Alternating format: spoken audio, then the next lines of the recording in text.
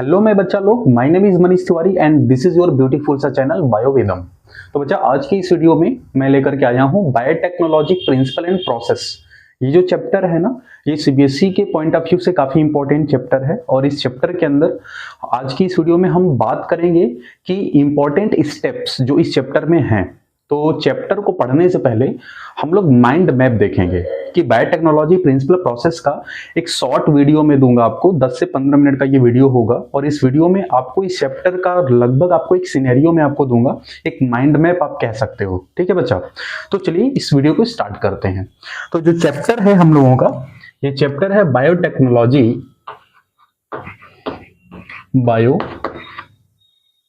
Biotechnology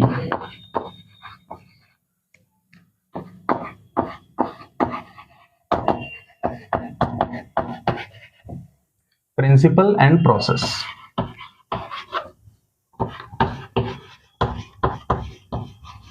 biotechnology principle and process. Okay बच्चा, तो इस चैप्टर के अंदर हम लोग स्टेप्स की बात करेंगे, इंपॉर्टेंट स्टेप्स। इसमें हम लोग स्टेप्स की बात करेंगे।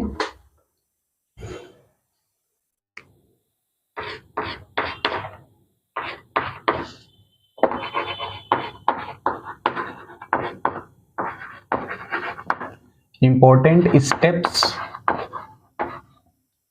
of biotechnology।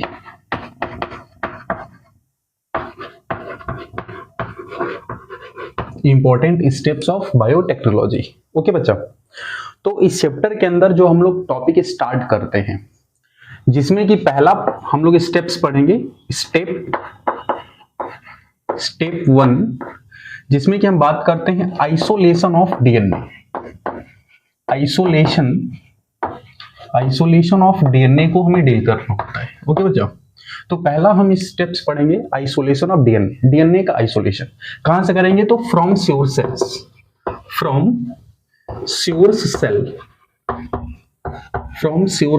अब ये श्योर सेल्स क्या है? देखो, जैसे मैं आपको एग्जांपल देता हूं।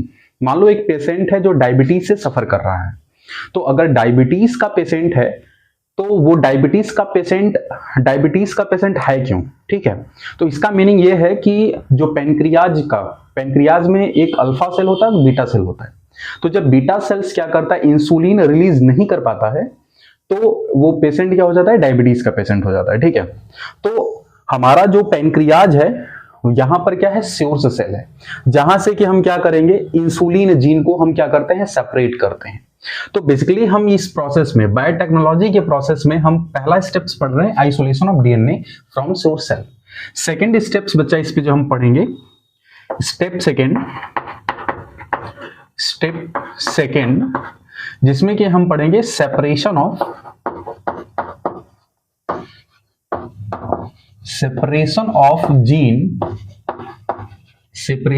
Gene from isolation of DNA. Okay बच्चा, मींस पहले हमने डीएनए को आइसोलेट कर लिया, अब उस आइसोलेशन ऑफ डीएनए से हम क्या कर रहे हैं? जीन को सेपरेट कर रहे हैं। हम किसको सेपरेट कर रहे हैं बच्चा? जीन को सेपरेट कर रहे हैं। ठीक है, तो हम इस स्टेप्स को, या separation of gene from isolation of DNA, ये जो प्रोसेस है ना, इस प्रोसेस को हम एक टेक्निक से यूज करते हैं, जिस टेक्निक का नाम है जेल इलेक्ट्रोफोरेसिस। क्या है? Gel electrophoresis. ठीक है, तो जेल इलेक्ट्रोफोरेसिस एक टेक्निक है, एक प्रोसेस है, एक मेथड है, जिस मेथड से हम क्या करते हैं? जीन को सेपरेट करते हैं। कहां से? आइसोलेशन ऑफ डीएनए से। पहले हमने डीएनए को आइसोलेट करा श्योर सेल से, उसके बाद हमने जीन को सेपरेट कर दिया with the help of gel electrophoresis. ठीक है बच्चा, मैं इसको आपको बताऊंगा कि what is the gel electrophoresis. Already इसमें हम क्या करते हैं? पॉली एक्रेलामाइड जेल इलेक्ट्रोफोरेसिस भी बोलते हैं। ठीक है, तो वो हम केमिकल यूज करते हैं। ठीक है, इस प्रोसेस में। नेक्स्ट स्टेप्स जो हमारा है, स्टेप थर्ड,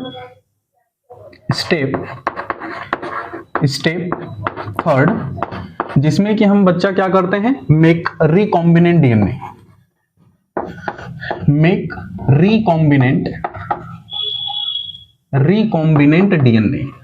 फिर हम क्या करते हैं? रिकॉम्बिनेंट डीएनए बनाते हैं। क्या बनाते हैं बच्चा? रिकॉम्बिनेंट डीएनए फॉर्म करते हैं।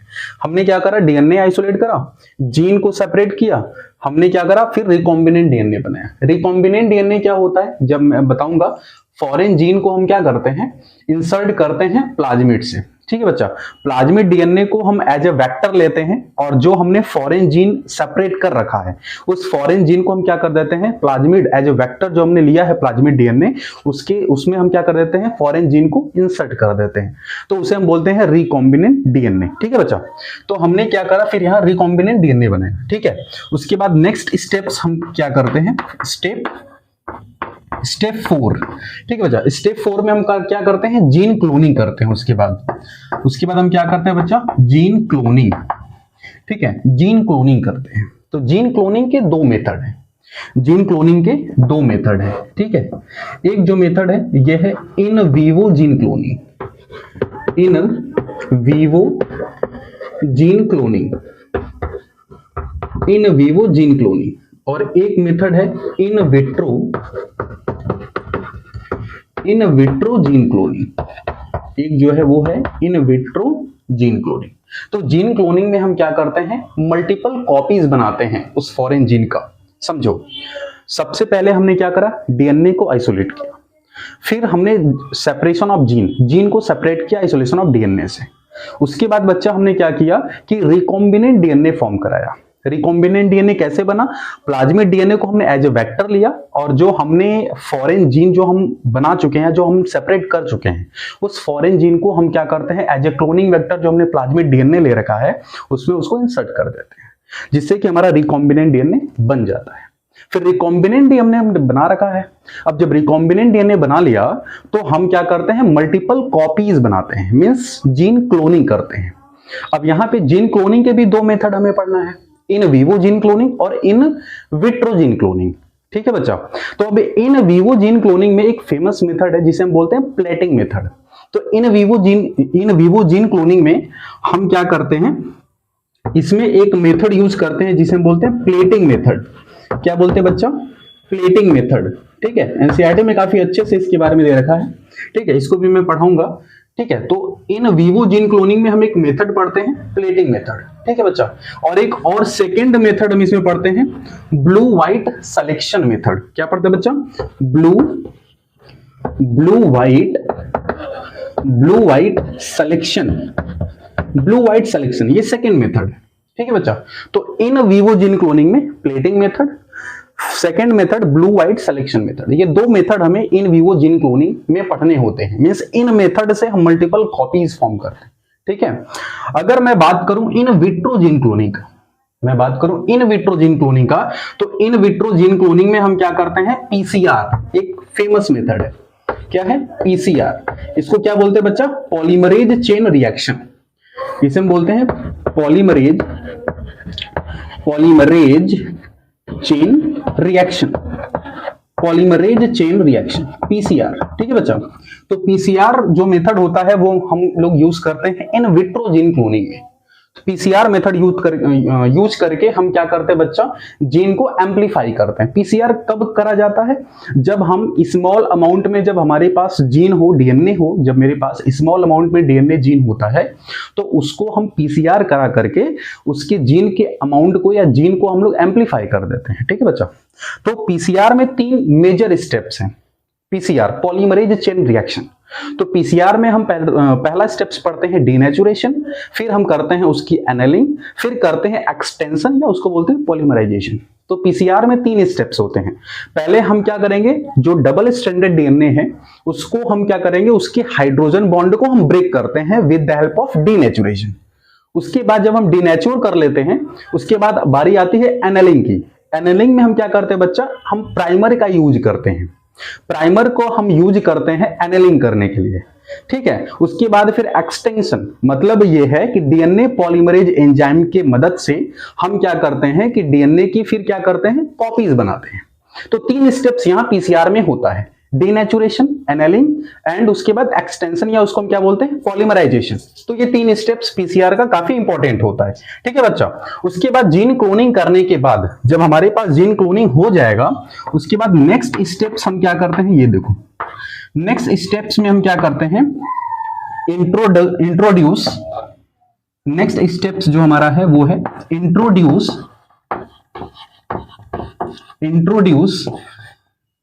Clone gene, introduce clone gene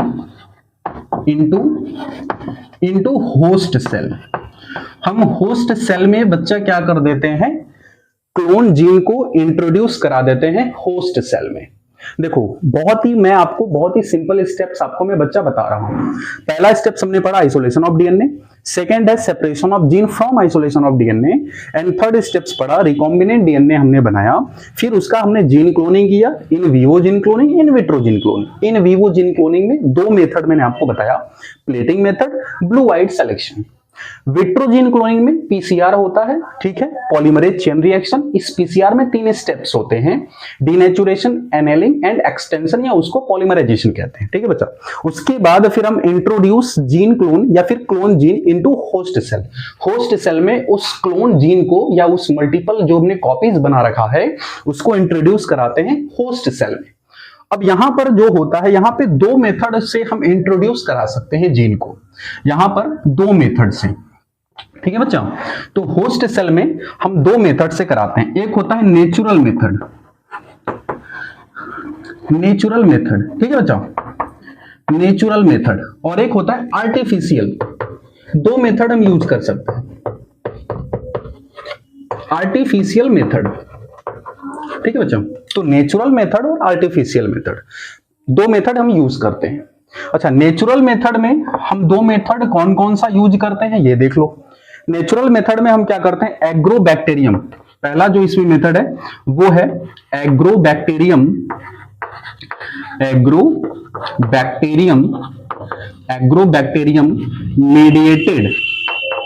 mediated gene transfer,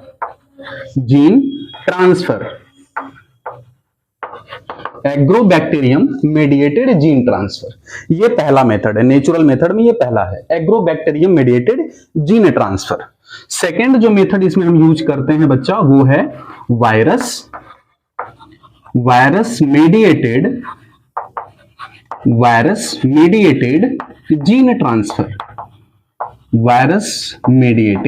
gene transfer, ठीक है बच्चा।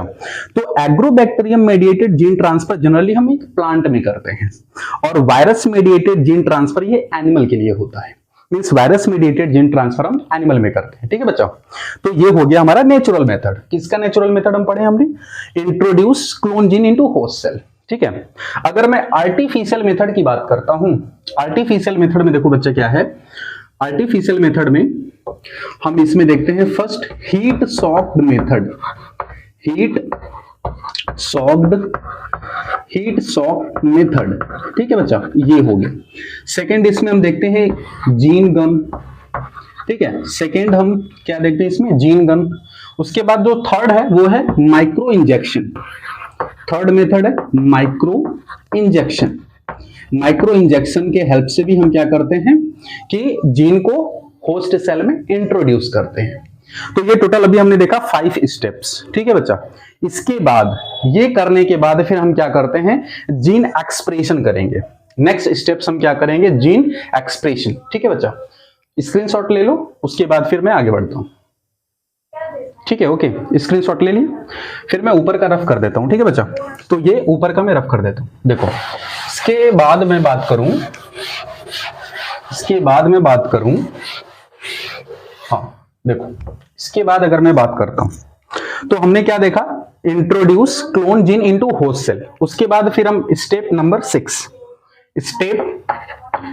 स्टेप हम 6 की जो बात करें, स्टेप नंबर 6 में हम देखें जीन एक्सप्रेशन करते हैं बच्चा, जीन एक्सप्रेशन,